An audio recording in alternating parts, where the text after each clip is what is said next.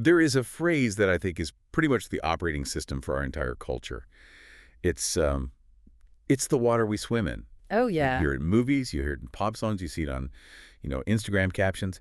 It is the default setting. Love conquers all. Right. We are sold this very specific, very seductive narrative that the ultimate human achievement, the thing that validates your whole existence, is finding your person.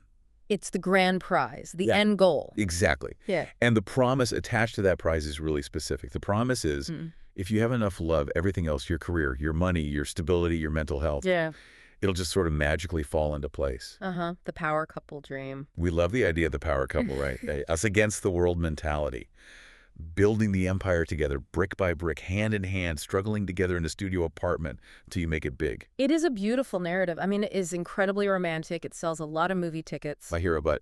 It is also, according to the stack of research and biographies we are covering today, a logistical nightmare that might actually be destroying your chances of achieving high-level success. Wow. Okay, that is a heavy opener. You're basically coming for the Disney fairy tale right out of the gate. I am, and honestly, the source material is coming for it. Today, we are doing a deep dive into a really fascinating and, honestly, a somewhat counterintuitive set of research titled Research on Romance Only After Success. Okay.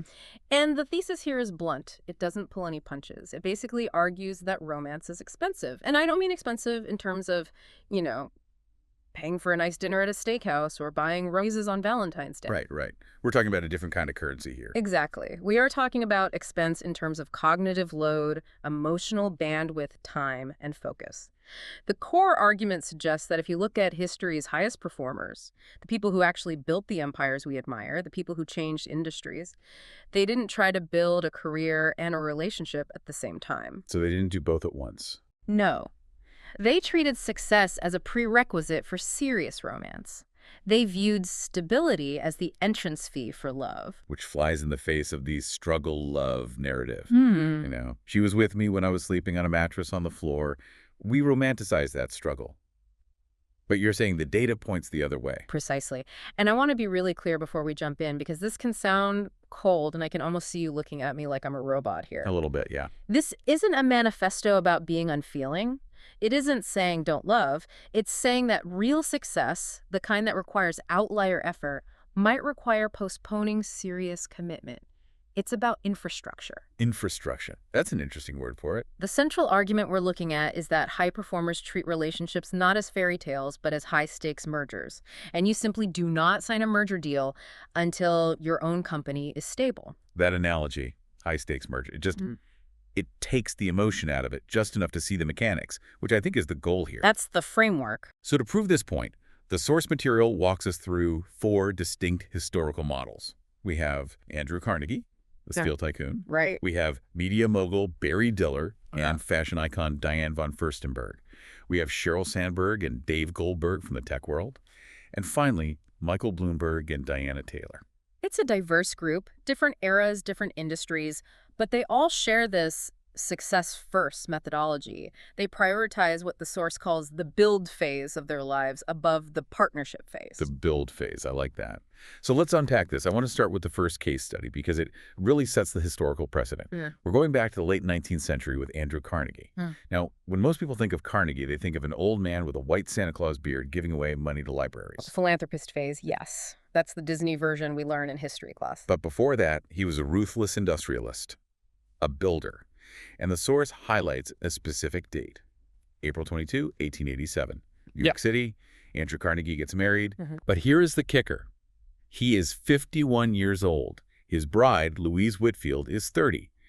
And it wasn't this massive society event with hundreds of guests and fireworks. It was quiet. It was private. And that age 51 is the crucial data point here. We have to look at the context. By 1887, Carnegie wasn't an up-and-comer. He wasn't a promising young man trying to figure out his career path or struggling to make rent. He was established. He was beyond established. He had spent decades grinding in railroads, bridge building, and iron. He was already deep into building the steel empire that would make him the richest man in the world. He didn't bring a partner into the chaotic early days. He brought a partner into the established empire. Wait, isn't there a risk there? If you wait until you're 51, you're set in your ways, you're rigid. I mean, doesn't that make partnership harder? The source argues that rigidity is actually clarity.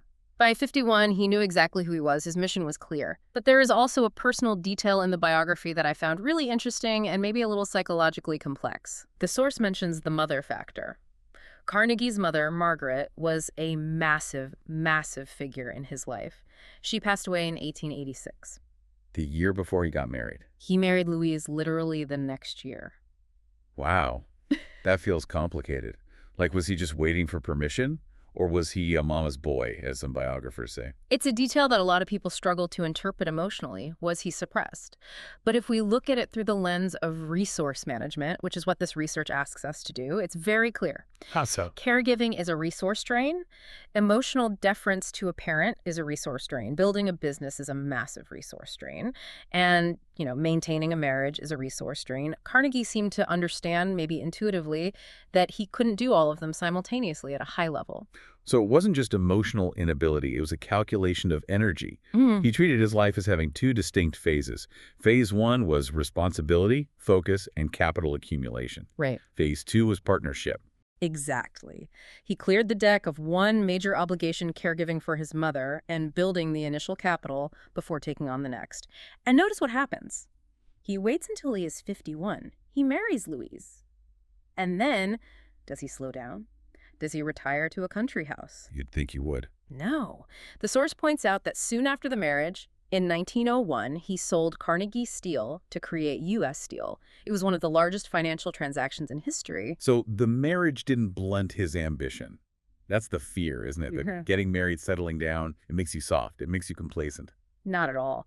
And the source argues that the marriage didn't hinder the apex of his career because the foundation was already solid. The build phase was effectively complete. He wasn't trying to figure out how to pay the bills or establish his reputation while also learning how to be a husband. He wasn't juggling. He wasn't juggling, and interestingly, they had a prenuptial agreement. Louise had her own independent income.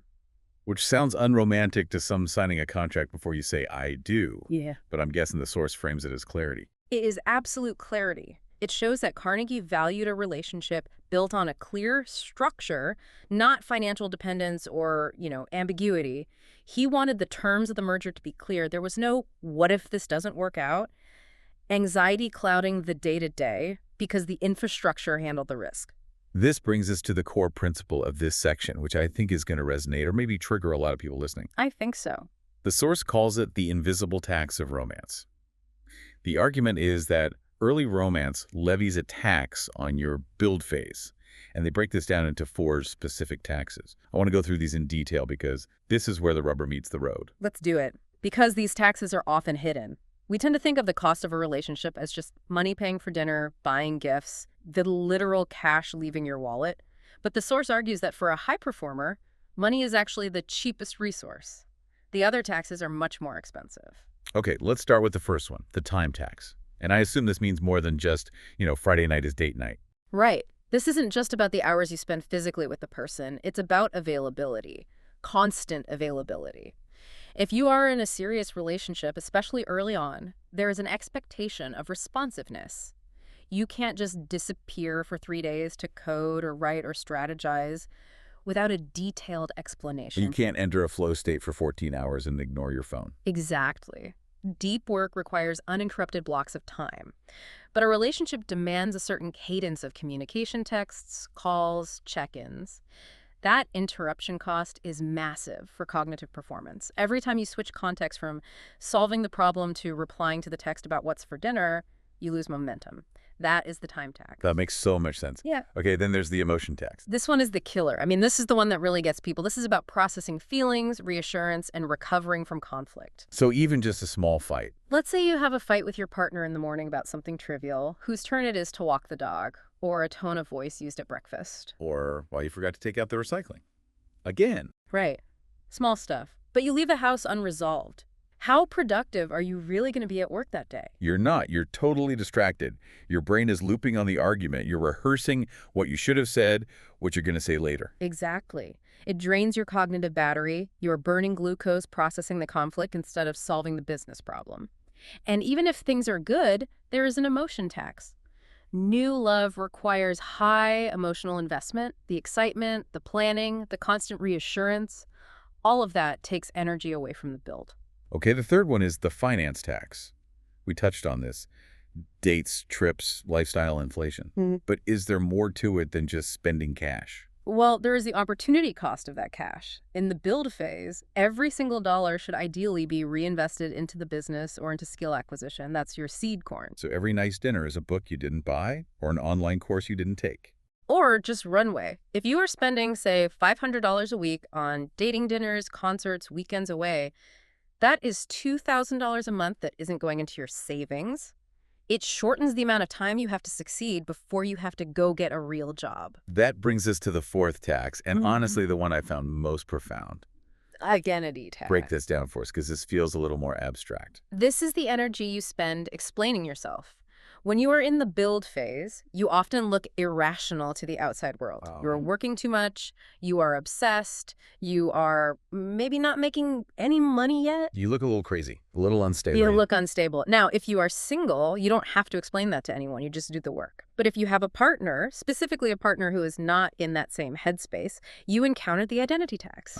You have to constantly explain why you are answering emails at dinner. You have to explain why you can't go to that birthday party on Saturday. You have to justify your obsession. And if you haven't made it yet, that justification sounds like an excuse. It sounds like a fantasy. Precisely. If you are Elon Musk and you work 20 hours a day, people say, wow, what drive? If you are an unknown entrepreneur doing the exact same thing, your partner says, you're neglecting me. The identity tax is the massive amount of psychological energy spent bridging the gap between who you are trying to be and who your partner sees right now. That hits hard. So the takeaway from the Carnegie model isn't don't marry. It's about the distinction between wanting love and sustaining love. Correct. Wanting is an emotion. We all want it. It's biological. But sustaining love is infrastructure. Carnegie built the infrastructure first. The actionable advice here from the source is to define your build phase numerically. Numerically, like a bank balance. Yes.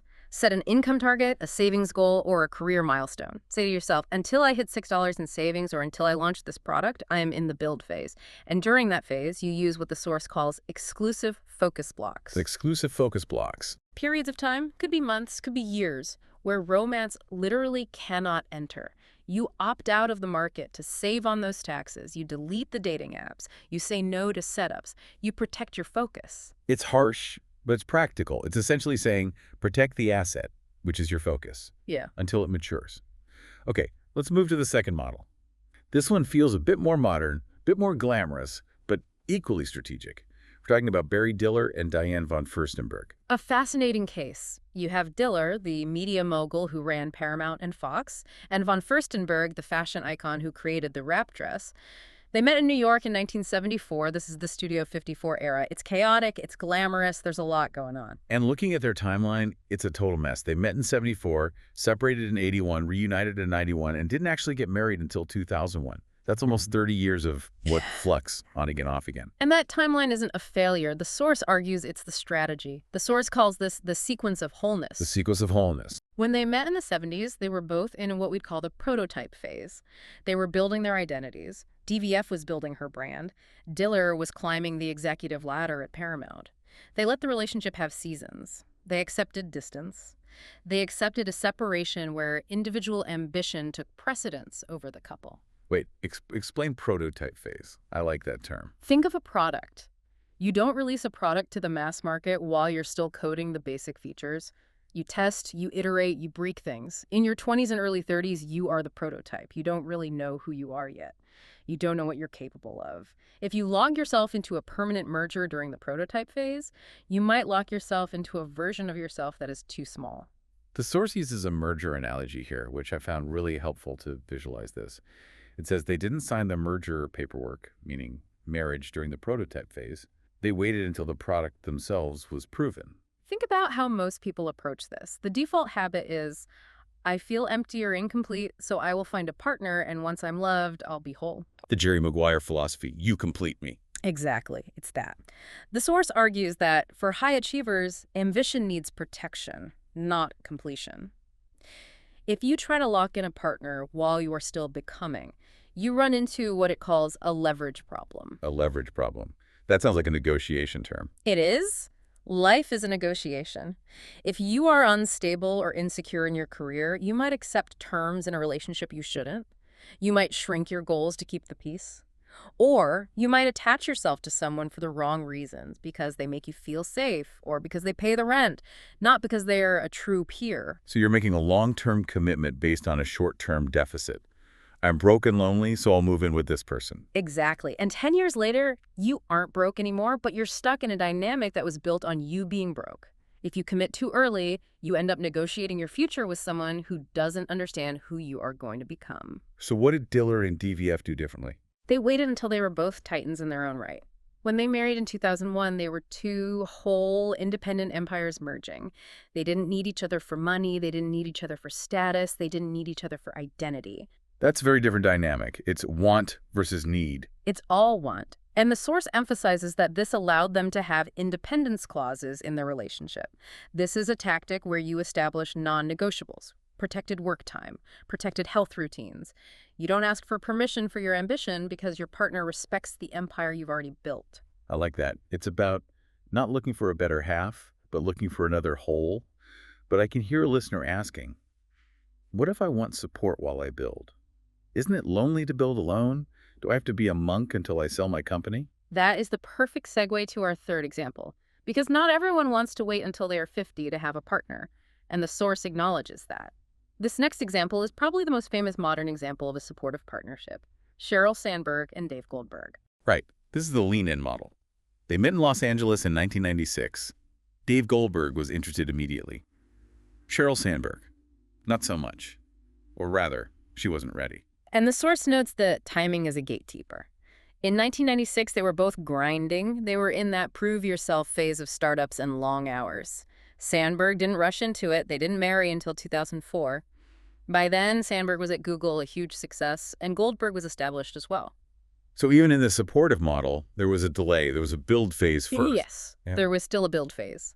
But the key analysis here is about selection criteria. The source introduces the concept of the operating system. The idea is that Sandberg didn't just choose a lover, she chose a life operating system. Dave Goldberg became famous for being the ultimate supportive partner, the guy who did the laundry and left work early to be with the kids so she could lean in. But here is the nuance we need to catch. The source argues that success changes your definition of good love. Before you are successful, when you are stressed and climbing, you often date for relief. This is a critical psychological distinction: relief versus reliability. When you are in the trenches, stressed out, maybe broke, you want someone to soothe you. You want a distraction. You want someone to tell you it's going to be okay. Comfort. You want a soft place to land. Exactly. And dating for relief often means you select for neediness or just mere presence. You pick someone who makes you feel adored, or maybe someone who has no ambition of their own so they can focus entirely on you. But that person is often not a peer. After you have success, after you have skills and stability, you stop selecting for relief and you start selecting for reliability. Okay, what does reliability look like in this context? You look for respect for ambition. You look for emotional steadiness. You look for someone who understands logistics, not just emotions. There is some science backed up in the source here too, regarding spillover and crossover. These terms sound technical, but they explain why work stress kills relationships. Yes. This is fascinating psychological research. Spillover is when the stress from your job spills over into your home life. You're irritable, distracted, anxious. Crossover is when your stress actually crosses over and affects your partner's mood. So your bad day at work becomes their bad day at home. Precisely. If you are in a high-intensity career, spillover is inevitable. You cannot block it completely. So if you come home from a war zone at the office, you are, like, radioactive. In a sense, yes. And the research suggests that if work is intense, the relationship cannot be a second job. It cannot be another source of friction. If you have a high-conflict job, you need a low-conflict relationship. So you can't come home to a war zone in the living room. Precisely. And that leads to the actionable takeaway, the litmus test. You have to ask yourself, does this person reduce stress or create it during a deadline? Right. Not during a vacation. Everyone is great on a beach in Mexico, the margarita. But when you have a product launch in 48 hours, when the servers are down, when the deal is falling apart, does your partner become a logistical asset or an emotional liability? That is a brutal but necessary question. An emotional liability. It sounds transactional, but it's survival. If you have to stop managing the crisis to manage your partner's insecurity about why you aren't paying attention to them, you will fail at the crisis. Period. And the source suggests doing an audit. Track who carries the logistics. Track who does the emotional labor. Because great chemistry can hide profound unfairness. Absolutely. You might have sparks flying, but if you're doing 100% of the laundry and the planning and the emotional soothing while trying to be CEO, the system will break. Sandberg chose a partner who was an operator. He ran the household like a business partner, not a dependent. That's the difference between a fan and a partner. A fan claps for you. A partner carries the equipment. Okay, so we've covered the Wait for the Empire model with Carnegie, the two empires merging model with Diller and DVF, and the operational support model with Sandberg. We have one final model to explore. We do. And this one is for the people who are thinking, I want the partnership, but I don't want the traditional marriage merger. I don't want to lose my autonomy. We're looking at Michael Bloomberg and Diana Taylor. This is the no-merge strategy. Michael Bloomberg, billionaire, data-driven, former mayor of New York. Diana Taylor, high-powered finance professional, superintendent of banks for New York State. They met in 2000 at a business luncheon. Which is the perfect setting for this deep dive. Not a bar, not a club, a business luncheon.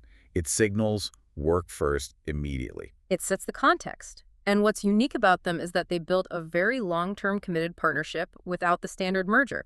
They didn't rush to get married. They didn't rush to move in together to prove they were serious. They maintained separate residences for a long time. A very long time. But wait, can we pause there? Separate residences? A lot of people would say if you aren't living together, it's not a real relationship. It feels disconnected. It feels disconnected if you view connection as proximity. But the source calls this structure protection. Even when they committed, they didn't merge their lifestyles entirely. Bloomberg had his mayoralty and his business empire. Taylor had her banking career and board seats. They allowed these high-capacity careers to coexist without trying to blend them into one smoothie. The source identifies a trap here that I think trips up a lot of ambitious people. Premature merging. It calls it a silent relationship killer. Moving in together too soon, combining finances, taking on shared debt, buying a house together before you can really afford it. The source argues that merging is a one-way door. That's the Amazon concept, right? A two-way door is a decision you can reverse easily. A one-way door is permanent or very hard to reverse. Exactly. Dating is a two-way door. You can break up and go home. Moving in together, signing a lease, getting a joint mortgage, that is a one-way door. It is very hard to undo a lease. It's very hard to untangle shared debt. If you walk through that door before your build phase is stable, you lose your agility. You lose the ability to take risks. If you have a massive mortgage and a partner depending on your income, you can't quit your job to start a company. You can't take a pay cut for equity. Exactly. You become risk-averse by necessity. The success-first definition of love is that serious love does not require premature entanglement. You can have loyalty without codependence. You can have intimacy without sleeping in the same bed every single night if that's what your schedules require. It's about autonomy. The goal is a relationship that fits your life, not erases it. That's the key phrase. Fits your life, doesn't erase it. The actionable advice here is to create a one-way door list. Identify the things that are hard to reverse leases, quitting jobs, moving cities for someone, and simply ban them during your build phase. Just take them off the table. And set a merge timeline, like we will not cohabitate for at least 12 months. It sounds unromantic to set a rule like that. It sounds cold. Does it? Or does it protect the romance from the stress of logistics? That's a good reframe. It protects the romance, but it mainly protects the ambition. It ensures that you aren't sacrificing your long-term potential for short-term domestic comfort. If the relationship is real, it can survive living in 2 different apartments for another year while you launch your product. And if it can't survive that? It definitely can't survive the stress of a startup. That is a great point. Yeah. The distance is a stress test. If the relationship collapses because you don't sleep in the same bed every Tuesday, it probably wasn't strong enough to handle a bankruptcy or a public scandal anyway. Correct. It is a filter. So we've looked at these 4 models. Carnegie, build first, partner second, Diller and DVF, wait until you are whole, Sandberg and Goldberg, use success to select for support, not relief, and Bloomberg and Taylor, commit without merging logistics. It's a powerful spectrum of options. It's not one size fits all, but it is all pointing in the same direction. What's fascinating to me is that usually when we talk about career and relationships, the advice is balance. It's always how to juggle, how to make it all work at once. Right. But this source is saying, stop juggling. Put one ball down, finish the task, then pick the other one up. It is an argument against simultaneity. We live in a culture of and. I want to be a CEO and a super dad and a triathlete and a master chef and a perfect lover. The source says, look at the data. Look at the people who actually did it. They operated in phases. They understood that focus is a finite resource. You cannot operate at 100% capacity in two directions at once. It reframes the whole concept. It's not about being anti-love. It's about being anti-fragmentation. Correct. It is about respecting the difficulty of building something great. If you are trying to build a company or a career that is going to change the world or even just secure your financial freedom for your family, that is a monumental task. To pretend you can do that while navigating the emotional complexity of a new, intense romance is often arrogance. It's underestimating the difficulty of the work. And I think that leads us to the final provocative thought for our listeners to take away, the success-first paradox. The paradox is this. By delaying gratification, by prioritizing the self and your own stability in the short term, you actually become capable of a healthier, more sustainable love in the long term. How so? If you rush it, you bring a fragmented, stressed, needy version of yourself to the relationship. You bring your chaos.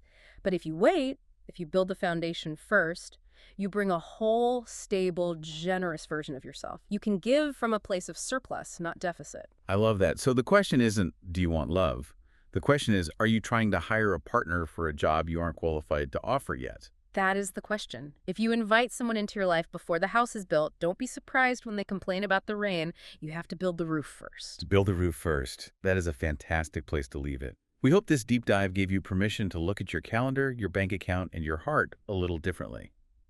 Maybe it's time to focus on the build.